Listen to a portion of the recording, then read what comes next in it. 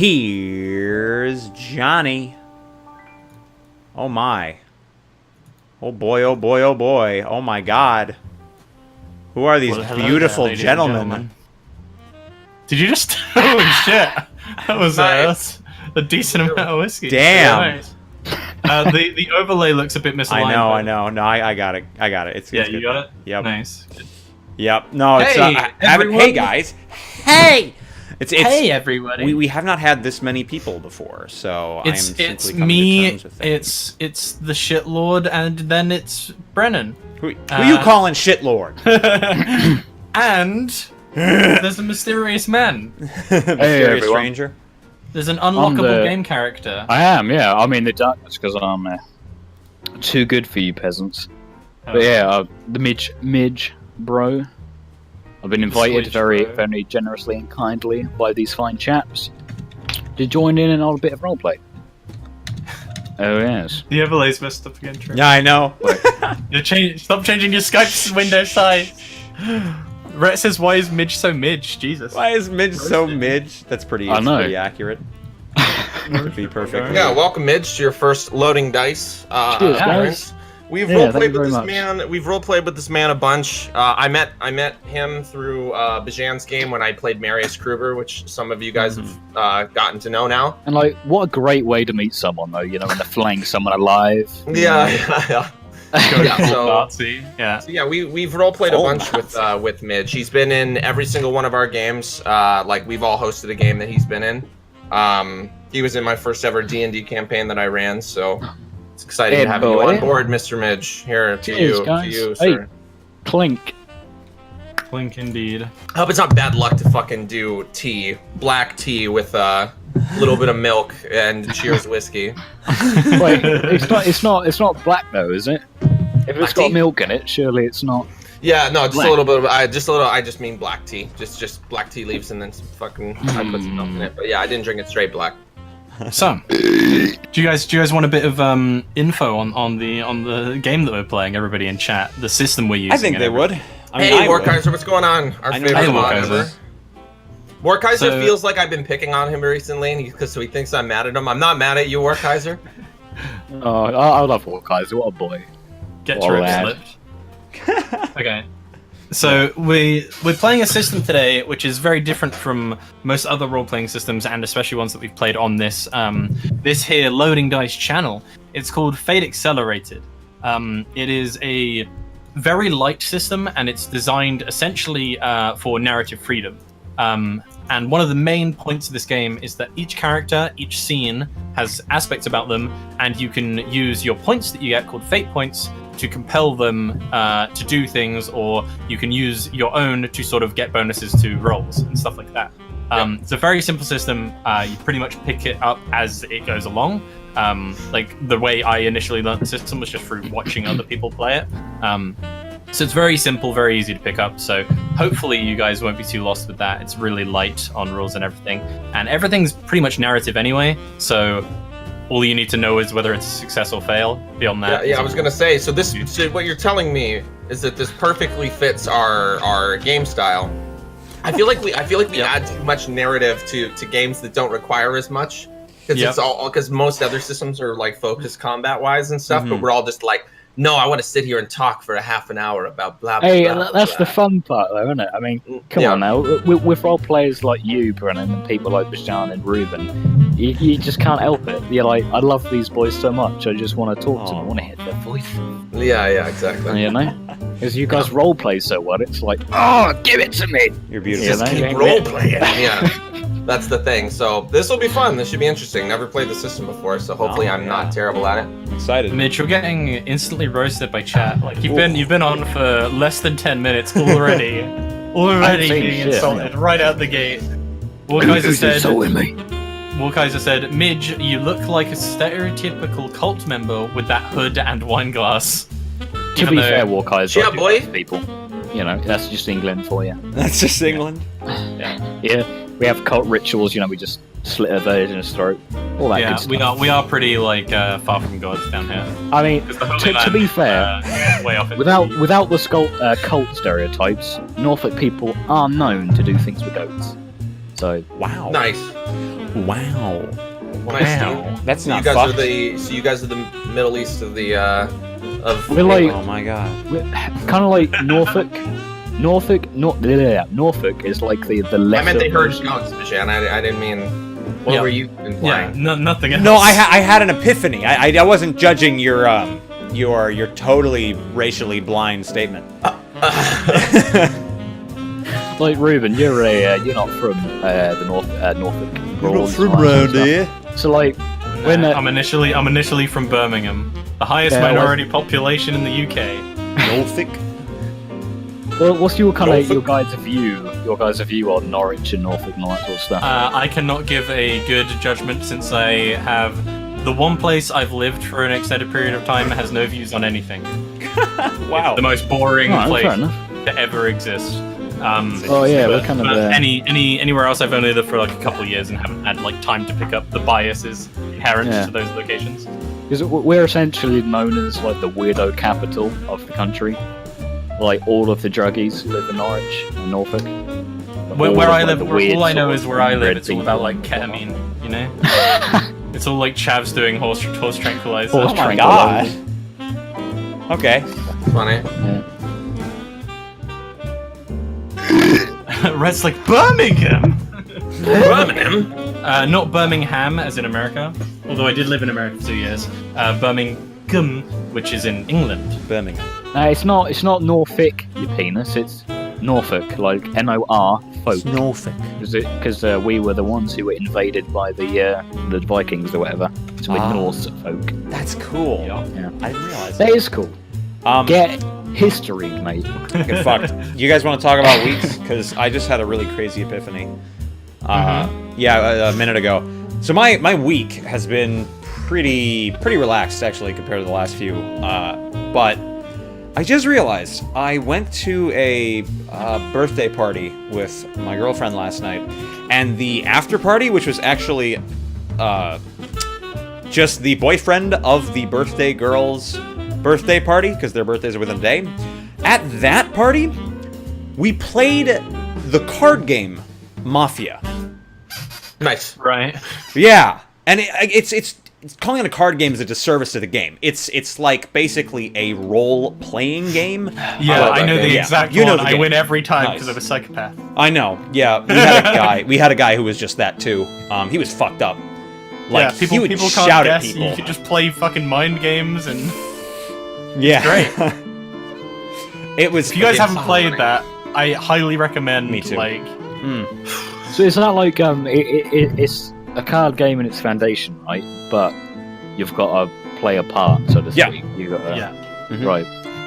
it's yeah. super and cool. you basically got to like try and avoid getting wrecked by the mafia. Yep.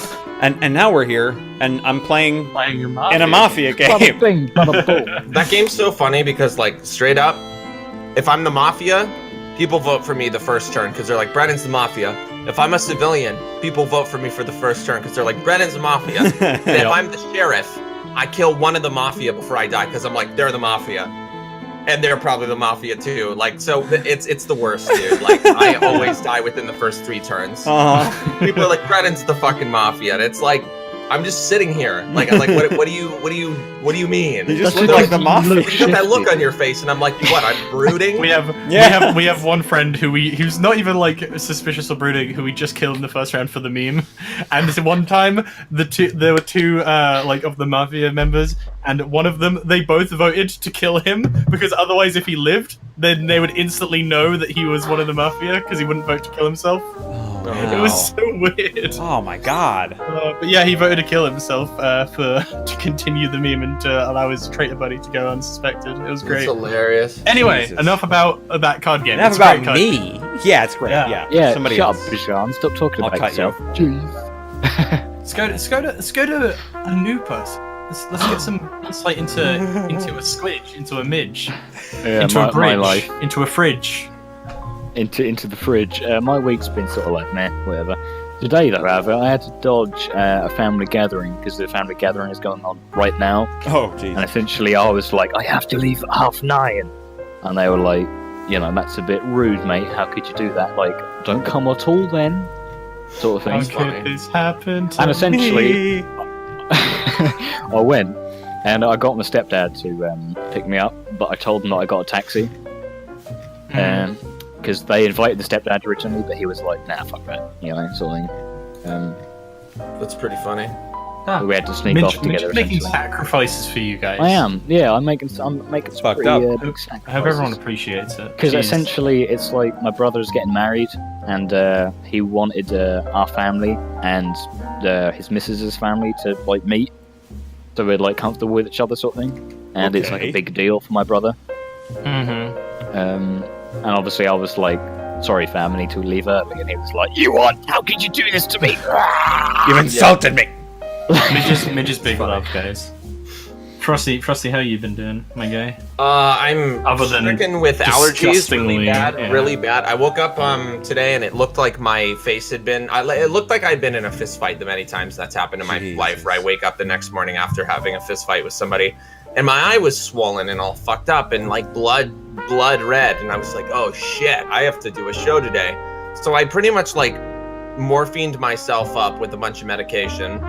And literally like 20 minutes before the stream started, 20 minutes before we gathered to get all our technical problems out of the way, I was literally laying down with fucking scalding hot tea bags on my eyes so the swelling would go down. Jesus. Yep. What? Yeah. If you put, it's like a home remedy. If your tear duct is clogged and blocked, which causes a lot of swelling, if you grab black tea and you soak them in hot water and then put them on your eyes to sit for a little while, it soaks into your tear duct and it clears you up. You boil a tea bag for a bit and you shove it on your eyeball and then hey presto. Not on the eyeball. No. That would be your eyes start slowly becoming brown and you have That's why eyeball. That's why I look more normal though. But for those of you that know what I look like on a daily basis, you can tell that something's a little bit different with me. But because of the color scheme, you can't tell. But this eye, even though you guys can't see it, this eye is like blood red. Yeah, on this you can just see it's like just looks slightly grayer if people are paying attention. Yeah. But, well, I mean, at least you don't look fucking blue, like I don't look like a Smurf. Dappity Dapper Die. Hell yeah. Dapper dee dapper. Don't look like Eiffel 8 or whatever that band is. My week's been pretty good. I've been mostly, to be fair, spending most of my free time prepping this game. Other than that, I've been doing a little bit of design work and getting ready to start uni. But other than that, I think I'm pretty good. My Pokemon collection is increasing in size. Oh yeah, you got some shinies, have you, big boy? Yeah, got some GXs. 1 second, they're actually right here. Jeez. Fuck you. 1 second. You guys are fucking nerds. Should have saved a pack. I know I'm sitting here playing a pack D&D opening, style game, but you guys are fucking nerds. This is my most barren book, so except for the energies, because fuck energies. How dare you call me a nerd, Brennan? Like, seriously, boy. I just know shinies because my girl. What? Excuse me, are you talking about my Miss Glance? Miss Glance. Yes.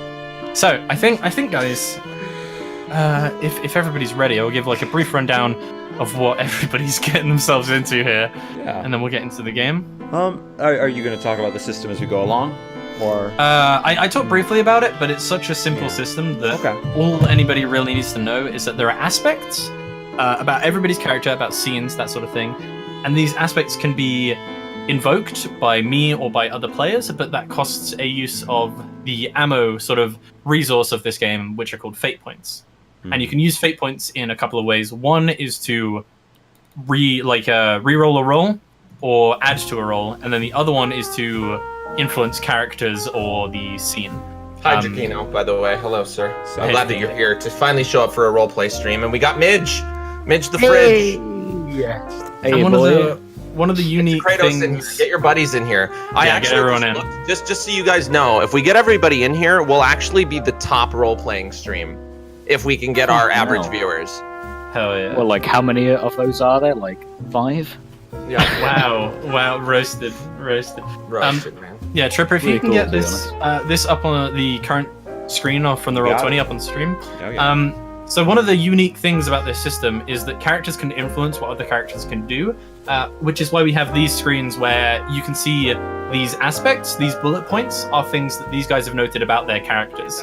And everybody in the game can see those because, for example, if Brennan wanted Bajan, or thought it would be more interesting if Bajan was talked back to by a lesser race, by a half-orc, by someone who we would consider a lesser race. Brennan might want to, because he thinks it's more interesting for the story, spend one of his fate points to compel Bajan's character to be rabidly racist towards the half-orc because they're being up in his grill, which is why Bajan has that aspect, so that it can sort of be invoked and it tells us something about his character. That's sort of how the system works, and you can have stuff like that with scenes as well, where the important thing in the scene might be there's a crane here, and then someone can invoke that to like jump into the crane and start, you know, maneuvering it, and can use that to attack and that sort of stuff.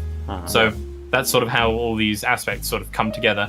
But other than that, the ammo system is pretty much how this system works. It works entirely off of D6s, which in Roll20 are boiled down to plus, minus, and neutral, which is plus, minus, and 0. And ideally, for most checks, you want to get a 3 or above. The more difficult if you're trying to do a very mundane task, it's going to be a 0 to roll.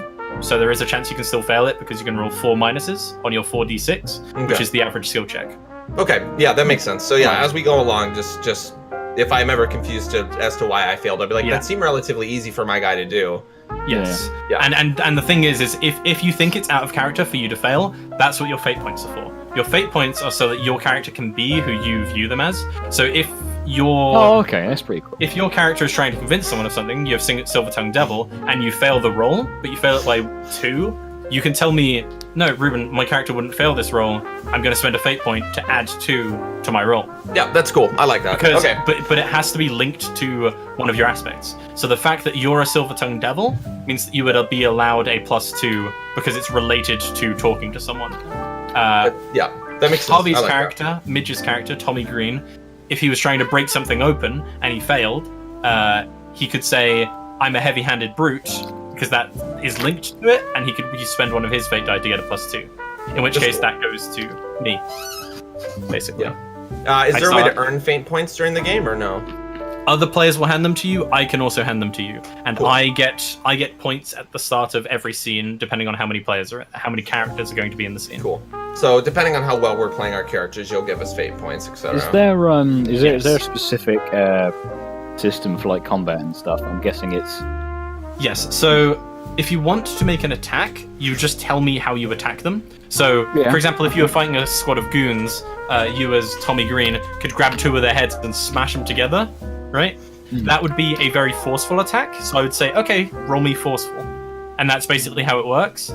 But because you have an aspect like heavy-handed brute, quick to anger, you have multiple ones that you can use fate points to add a +2 if you fail. But basically, what you're trying to beat every time you roll to hit is the other person's dodge. So when you try and smash their heads together, they're going to roll either forceful because they're trying to stand their ground and not be pushed, or they're going to try quick and like dodge you grabbing their head, right? Right. So they roll dodge versus your forceful. However much you beat them by, you do that much damage. It's a lot more simple than it sounds. It's a very easy to grasp system. Okay, I think that's pretty cool because it's like you play to your character's strengths, sort of thing, instead of this whole system is about in the PDF's words, make sure all of your players feel awesome. Yeah, because it's like in D&D, you know, if you were a rogue and you wanted to like hit someone with a mace or a broadsword or whatever, that would be a strength, you know. Yeah. Whereas, I was always thinking, being a rogue when playing as Merrick, I was like, but like, I'll do a backflip and stab him in the neck, sort of thing, you know. Surely that's like death, right? That would be, in this one, that would be flashy, because you're showing off. Yeah. So there are multiple skills like that. It's interesting. Yeah, we'll see how this goes. I'm excited to get into this system. I think this should be very interesting in terms of character-wise to really feel out a character, because you have full control pretty much of how they are. Yeah. So, yeah. Tripper, do you have any questions about the system before we jump into it? No. Anything burning a hole in your heart? Burning passion. I think it's worth mentioning how exactly do we go about giving each other fate points? So, compels.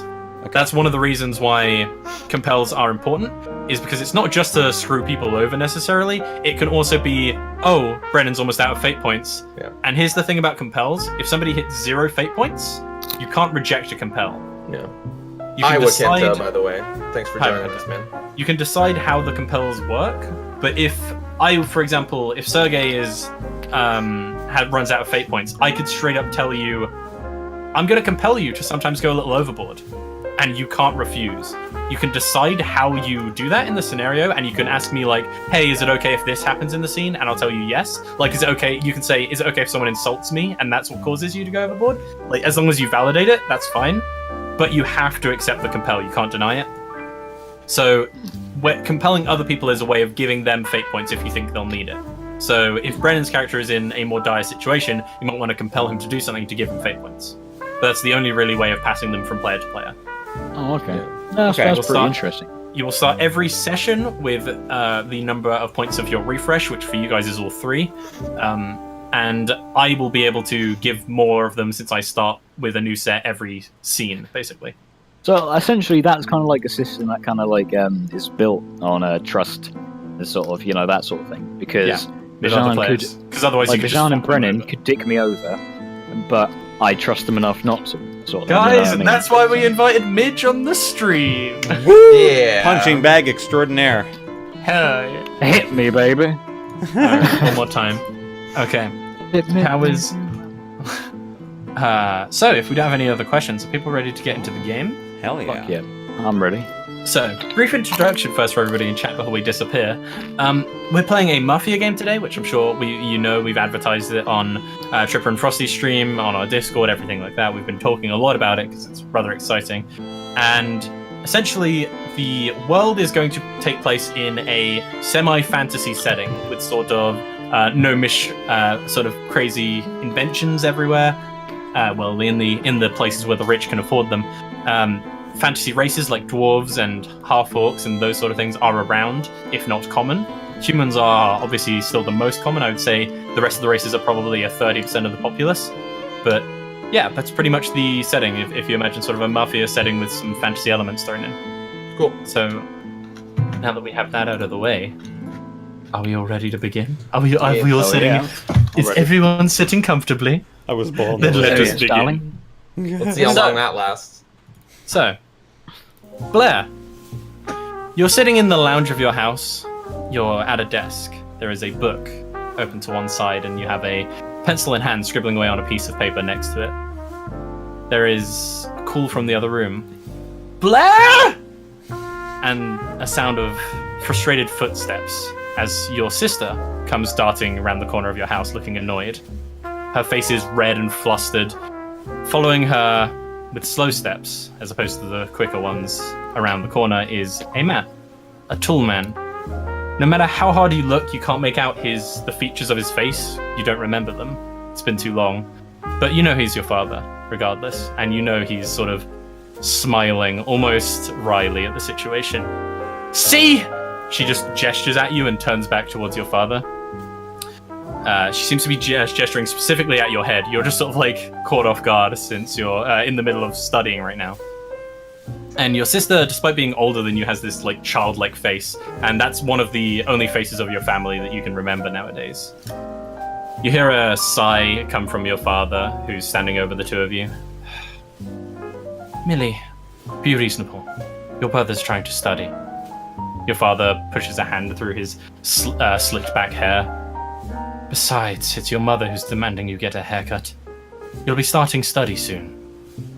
I'm simply a servant doing her bidding. And does a bow. You know your father likes sort of treating your sister a lot like a princess, and given the scale of your house and everything, it's not hard for her, it's not much of a stretch for her to imagine that she is one. Instead of sort of placating her and making her seem happy, it seems to have the opposite effect, as your sister's anger seems to turn to like a grin as she accepts it, nodding, and then bounds past to your father. Yeah, Mama! Before she leaves, I would give her a Yeah, she, like, raspberry turns while back. my father wasn't looking. Yeah, she like as she's sort of like almost as she's almost just skipping off, she looks over her shoulder and like just sticks out her tongue at you back. And she calls for her mum, who you know is a much sort of easier target for trying to like guilt into not doing things. And your sister takes full advantage of that. Your father sort of leans over to try and get a good look at what you're studying, and he's home pretty recently. that much you remember. There's a sort of, his face is this mishmash of features, but you remember distinctly these details. The hems of his suit pants that are wet from his workday.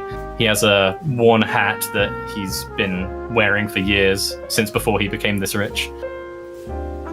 And your father just sort of like is inspecting your work. And you know your father isn't a learned man. He didn't have any formal education, despite his training that he's undertaken to give himself the appearance of a very well-educated man. So it's likely that whatever you're studying, he doesn't even fully He's never understood why I'm so fascinated with bugs. I'm always asking him to buy books on insects and other types of things.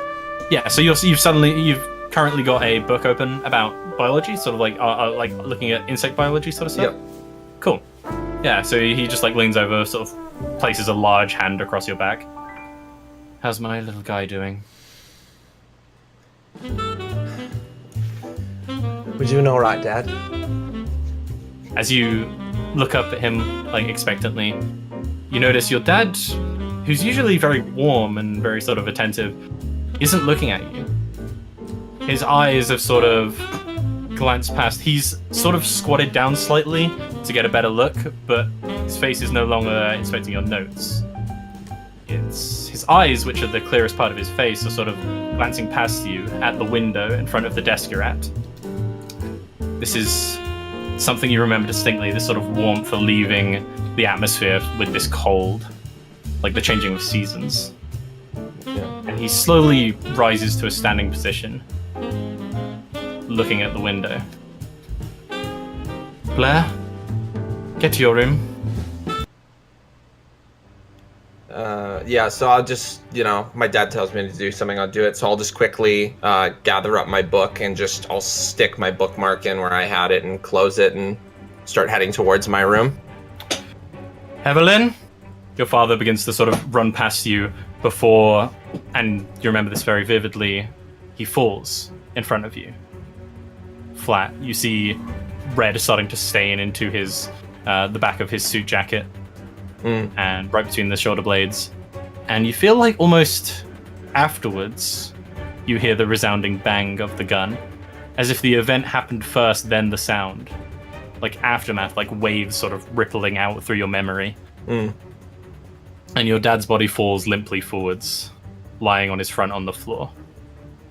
Your mother runs into the room, dressed in a nice dress, not one that would restrict her legs too much, as she sort of makes a quick sort of hasty walk with a lot of quick steps into the room, down the steps, across the carpet. She makes her way towards you, and she kneels down. It'll be fine, honey. Come with me. She like grabs your cheek, and then like stands up and tries to take you by the arm and lead you away.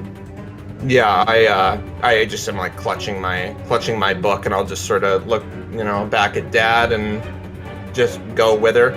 He's fine, dear. Yeah, she'll like pull you to try and like get your attention away from the body, and she leads you upstairs. You see, as you're being sort of pulled behind her, following you is your sister, who you don't think necessarily saw exactly what happened, but probably heard the sound. She probably understands what's going on a bit better than you, but she doesn't seem to be acknowledging any of it. Yeah, I'll follow along. Yeah, she eventually gets to your room, and you hear a voice from downstairs in your house call from maybe the sort of main foyer entrance. I saw her, boss. She went this way. Your mother spins you and Millie around at the threshold to your room. Hide, please. Yeah, and I'll grab my sister by the hand, and I'm just gonna do what every kid would do, and I'm gonna hide her under my bed. Okay, cool. Yeah. Okay, I'll hide in the closet. I'm too tall for your bed. She like smiles, and she goes over and sort of closes the closet door on herself.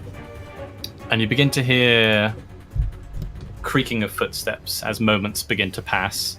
More and more, maybe a few minutes. And you begin to hear creaking of footsteps downstairs, and they slowly, one set of them begins making their way up the stairs and down the hall in the direction of your room. These creaking footsteps as you sort of like sit, holding your breath under your bed. You hear a shout and a scuffle before the doors to your room fly open.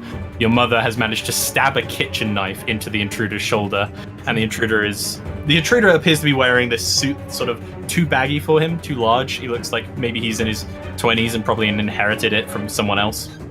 And he cries out in pain, but manages to take control of the situation, flipping your mother over and pinning her to the ground.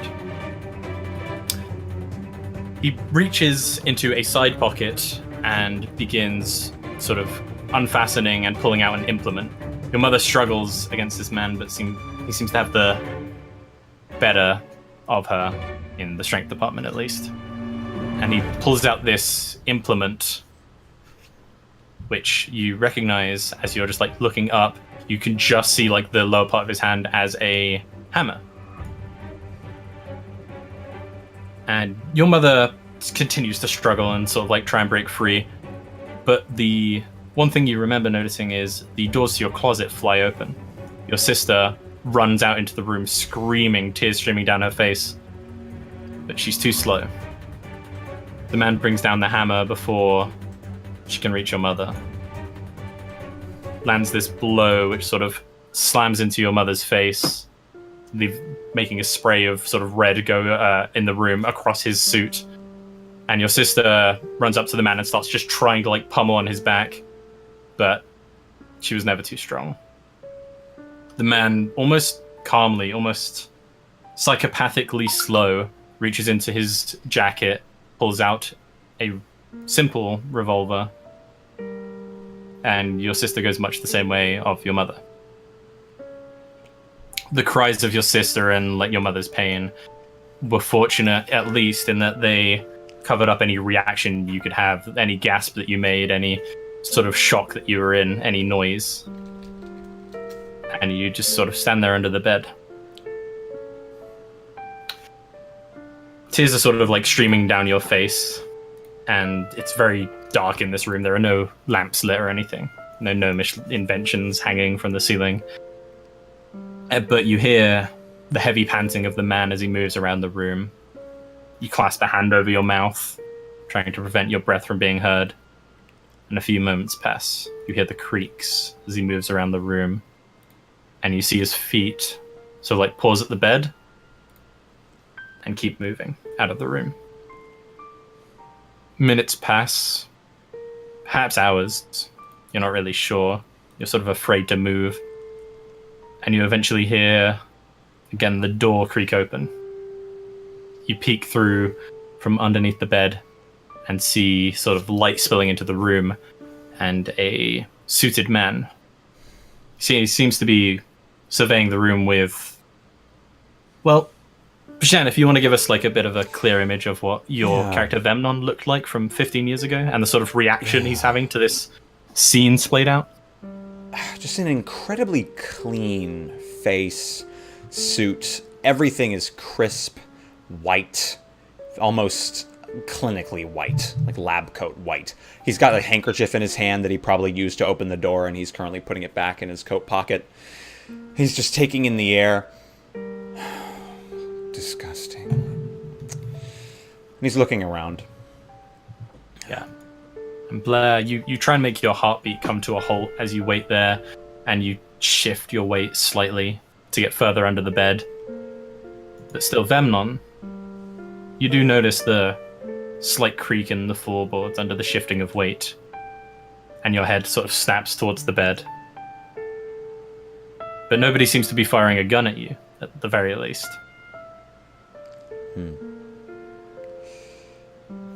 I'll start to crouch down. I assume there's something that remains of the mother. Yeah. Her face has just like this sort of like caved in sort of nose section, which thankfully Blair can't see from his point of view. But it seems like it was like sort of just one hammer strike straight on the sort of front of her face that crushed her like nose into the back of her brain. Yeah. I just kind of feel very slightly along her forearm, wrist area, and then pull my hand away. And then I I basically start to look to where Blair is hiding and then stop maybe a split second before I would otherwise see precisely where he is. Yeah. Oh, well, I'll stand up very abruptly, sweep my coat up.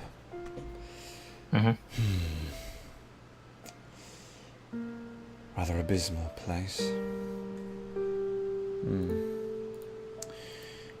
Damned shame. Looks down at the mother's body again. Damned shame. And I turn around, and would there still be other people in the house with me by this point? Yeah. You know they're still looking for the boy. Yeah. Yeah. I will just open the door, and as I do so, he's not here. Come now. We've done what we can. There are other bolt holes that we must look within. I'll just take one last look into the room, scan it very lazily, Yeah. and then leave. Yeah. And as the man sort of closes the door behind him, it leaves you shrouded in blackness. A blackness that you've sort of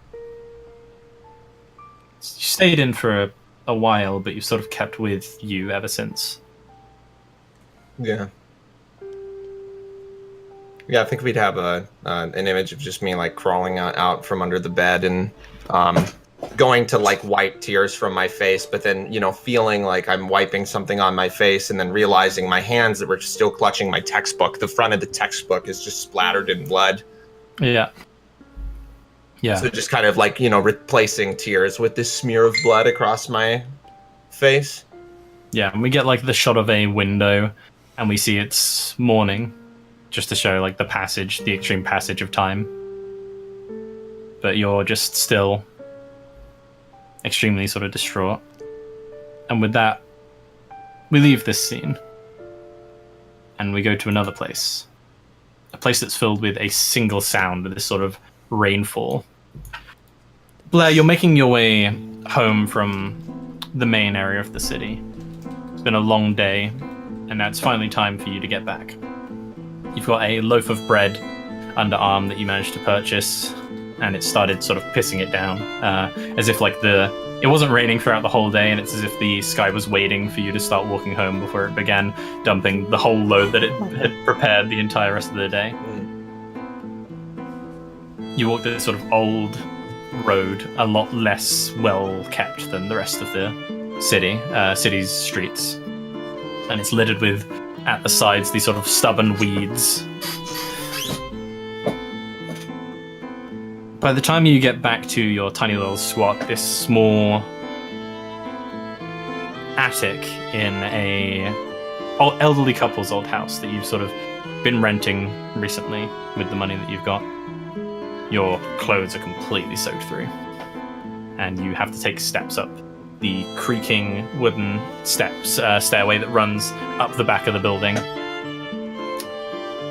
You glance around your room, light a match to sort of start lighting one of your lamps, and you notice something odd.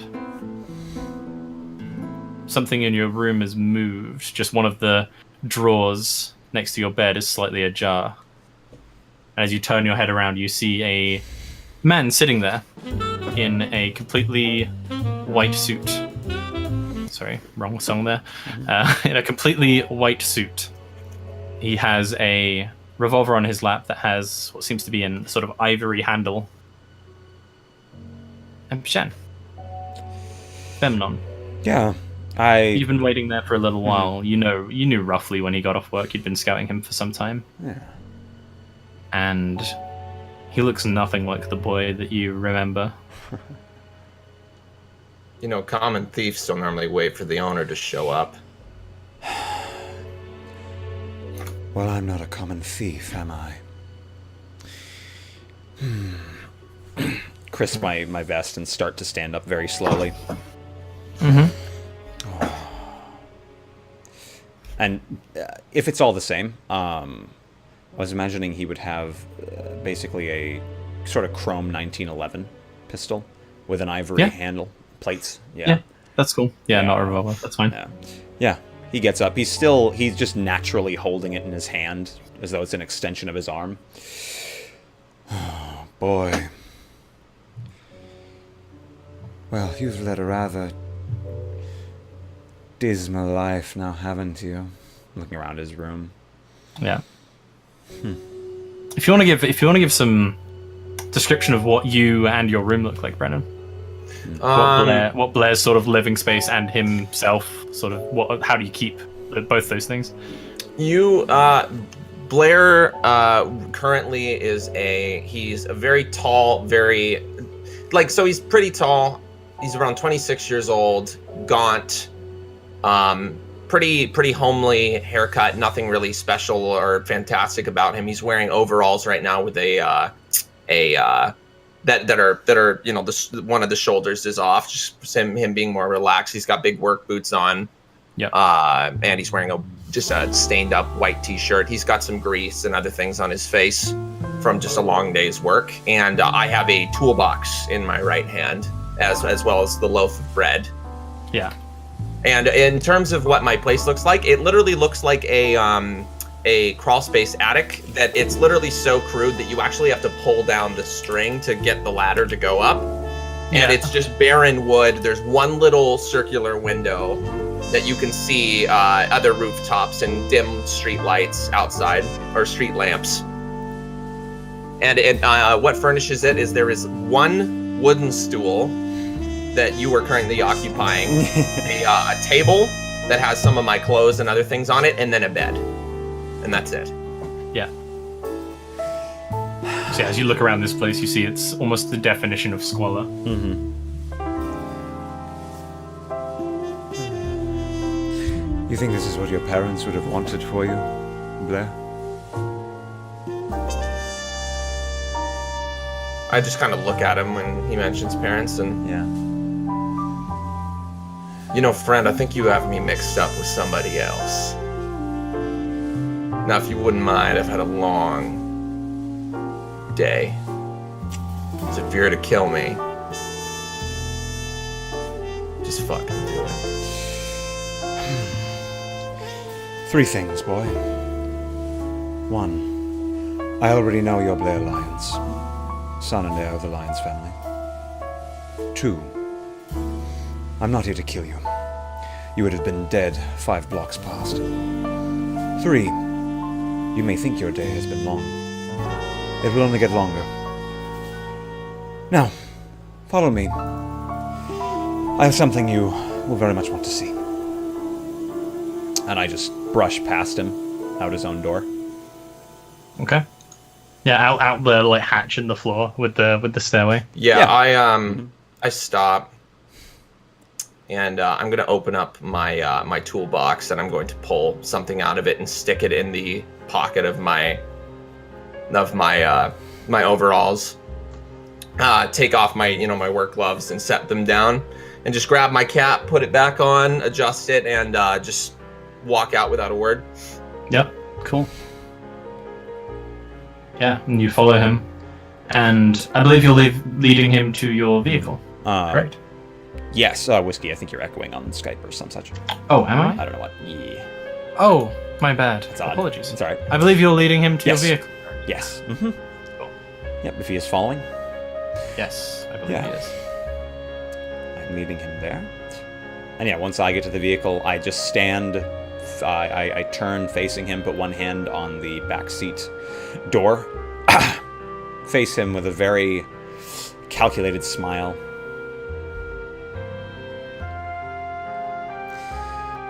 Have a good day at work, Blair.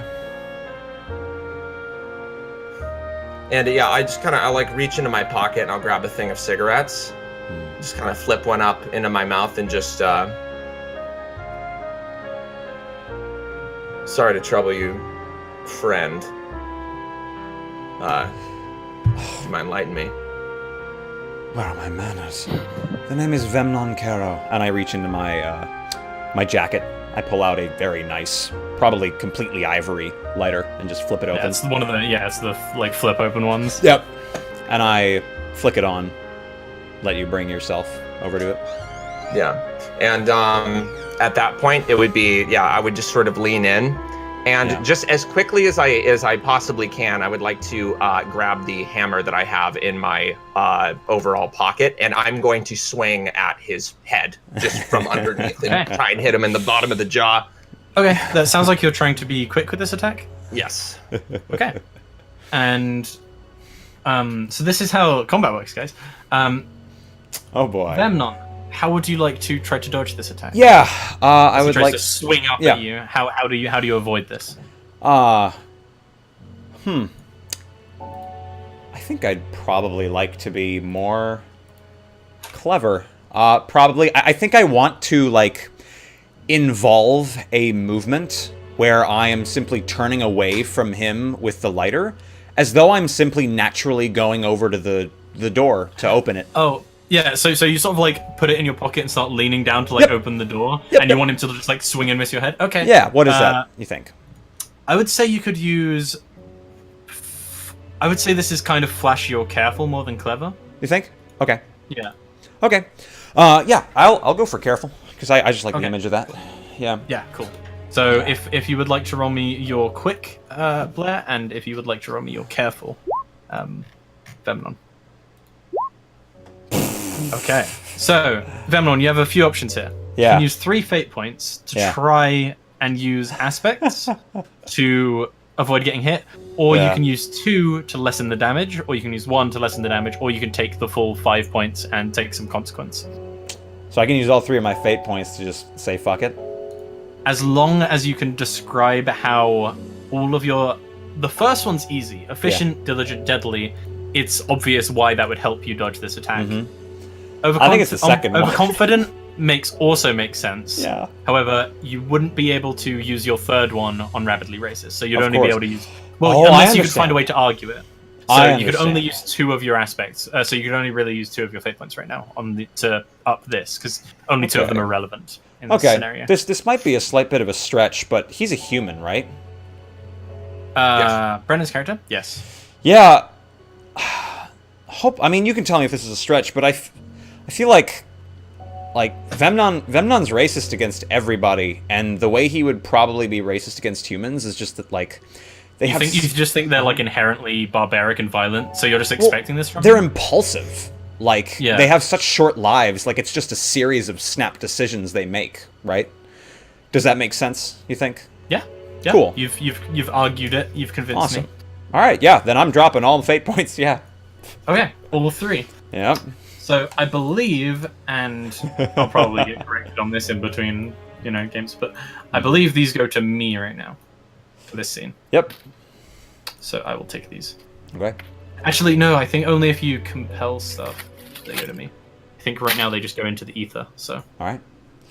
Also, I should have 2 points for this scene. So yes, you managed to beat his score by 1 then, I believe. So you successfully lean over and open the car door using all of your fate points to do so. Yeah, so like, I think to you, it's probably like, I don't even notice that you swing at me, but I just like duck right out of the way as though it's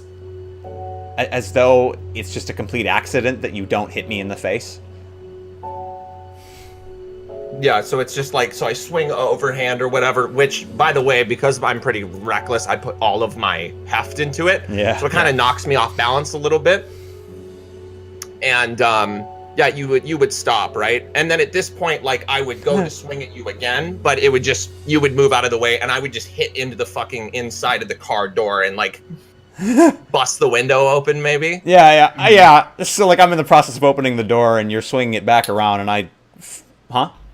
I'm gonna be nice, and I'm going to compel you basically to be and you can manifest this in the scene how you want, but you are efficient. You have this element about you where you like everything to be neat, to be orderly. And he's just broken a car which costed you a fair amount of money. Oh wow, he broke my car. Shit. Yeah, I don't like that. I think he probably like swung and it hit into like one of the mirrors. one of the like wing mirrors, Then and just like slightly like moved it, and also like shattered the like the mirror glass. Jesus. So I would like to spend a fate point that one, your car got damaged like that, and two, that because you're efficient and deadly, basically you're like a bit pissed at him, but you still know what you have to do. Like that doesn't detract from what you have to do, but you do. I mean, you can't deny that. So yeah. Of course, I can.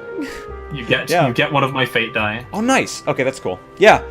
So and now I'm down to 1 for the scene. All right, so he swings his hammer as I open the door, and as I deftly, utterly accidentally dodge it, and ends up breaking the window, or at least cracking it.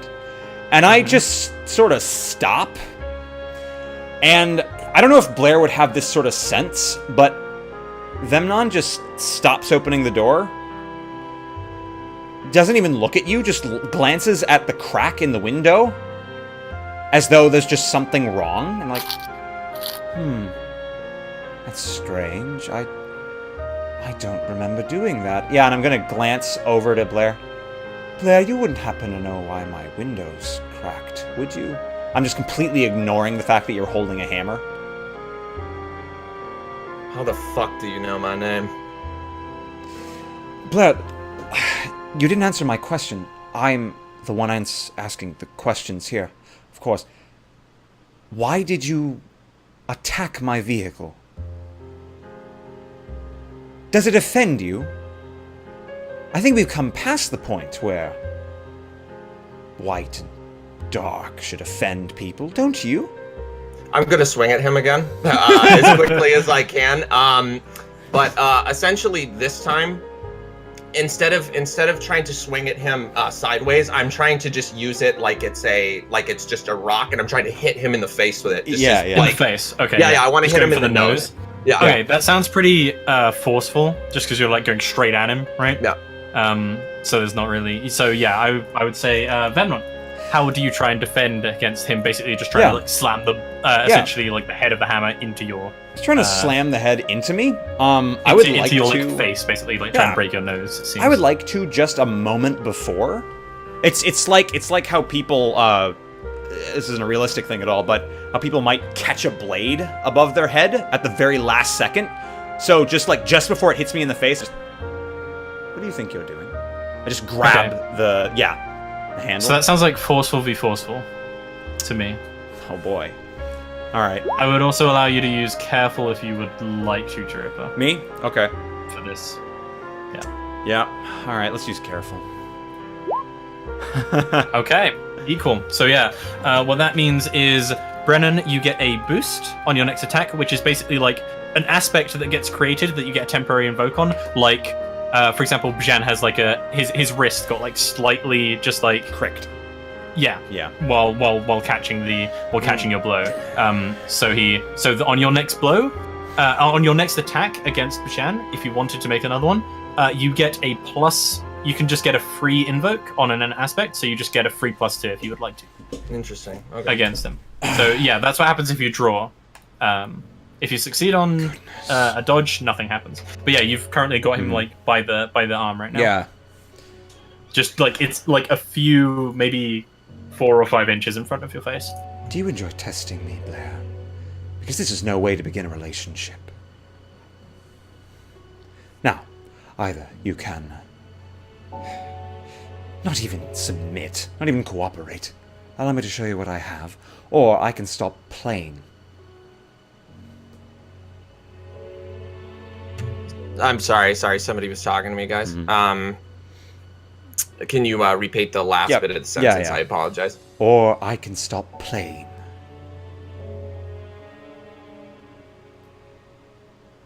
Yeah, I just I'm just holding it or whatever, and I'll just let it fall to the ground. Yeah. As I'm grasping onto it, he lets it go, and I. Hefty thing. Yeah, I open the door a little farther, just kind of toss it onto the front seat, and then close the door. And, well, since you seem to be in a very violent mood, why don't I show you something that you can be violent toward? Not me. I take a step toward the back of the car and basically make a motion that you should follow me. As if you do follow him, Blair, I would like you to make me a careful roll as you approach the boot. Sure. Okay. So Blair, as you're approaching the boot, you sort of hear this muffled sound. It sounds like somebody almost sobbing.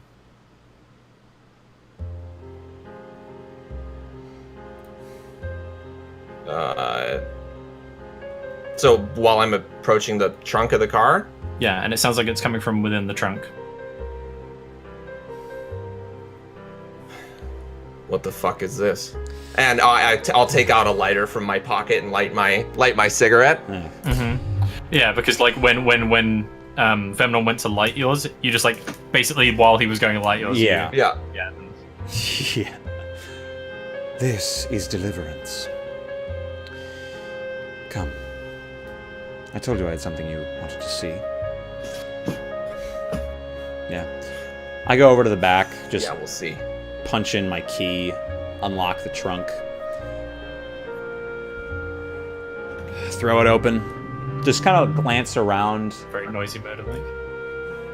and turn away from Brennan. the trunk. Are you standing in a way where you can't see what's in it yet? Nope, I'm Or- standing aside. I'm standing aside and just looking at the road. I'm letting him get a full gaze. Then, as you look into the trunk, Brennan, you see this. It's a man who seems to be like, as he sees you, his eyes widen with both fear and like you see the slightest twinge of hope.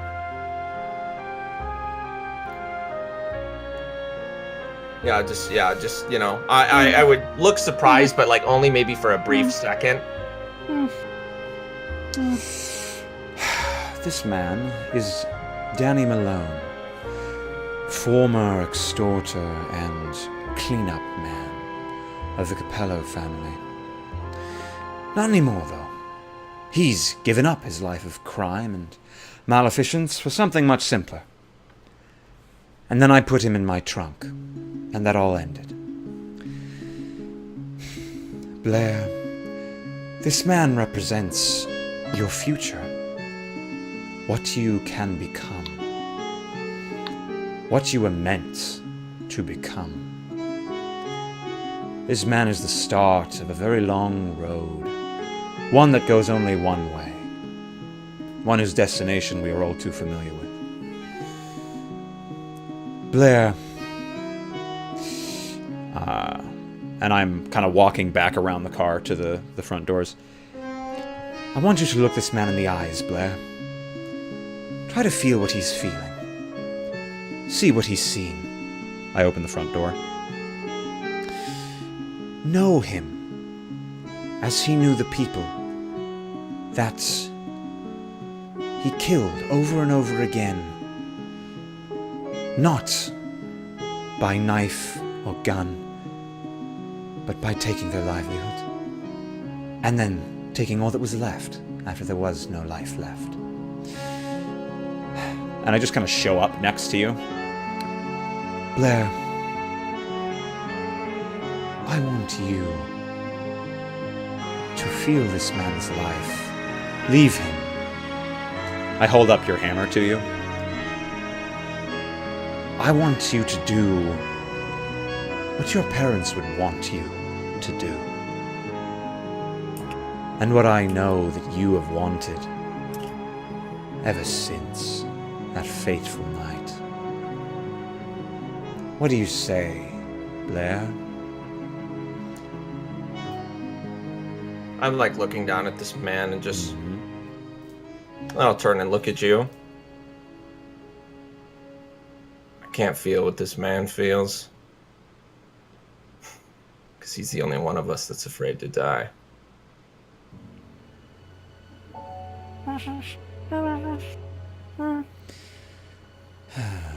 I'll just hold my hand out. Yeah. I plop the handle of the hammer into his hand.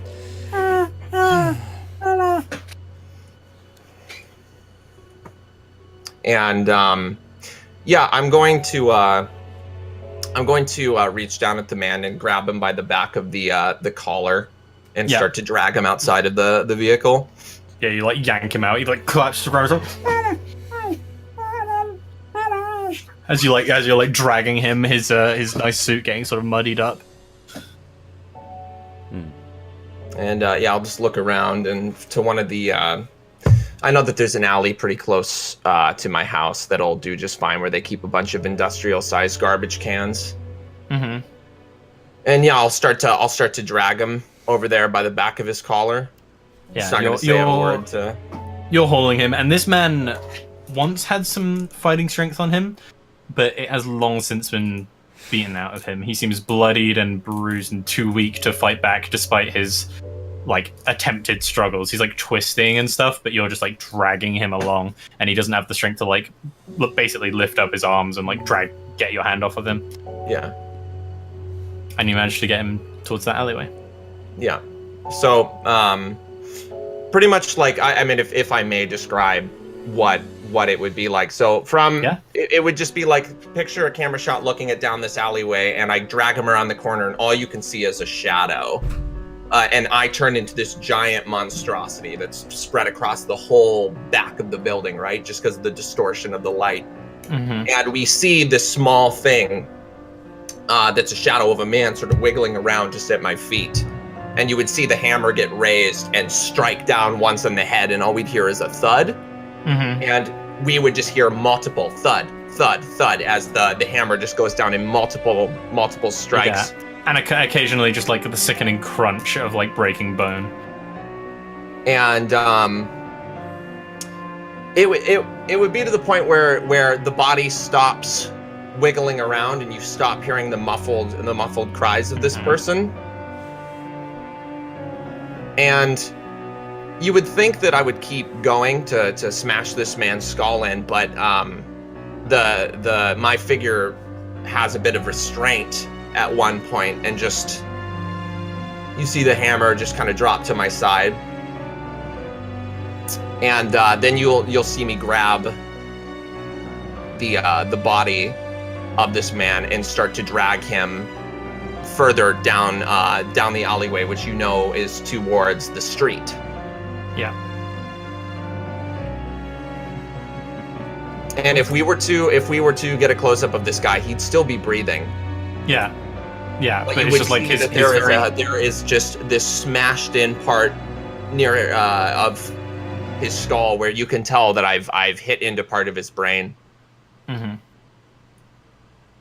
But he's very much still alive. He just may not be like the right same on guy the brink. he was when he wakes up. Cool. And I would drag him out onto the sidewalk and leave him on a stoop. Yeah, so we get this last scene of him like blood dripping down his face, you walking off into the alleyway, and him like looking around blankly as a woman in a very nice sort of fur coat, this sort of like white fox fur, comes walking past, and he just like sort of like extends her hand out to her. She like looks shocked and like backs away, and then a car goes past, and that's where we'll take our break. Nice. So, Midge, you can go to the bathroom. I know I was holding you a bit long. That went slightly longer than I was expecting at the end there. But yeah. That's no worries, buddy. All right, sick dude. I was We'll get just, you in soon. Don't worry. Yeah. Hopefully I'll be able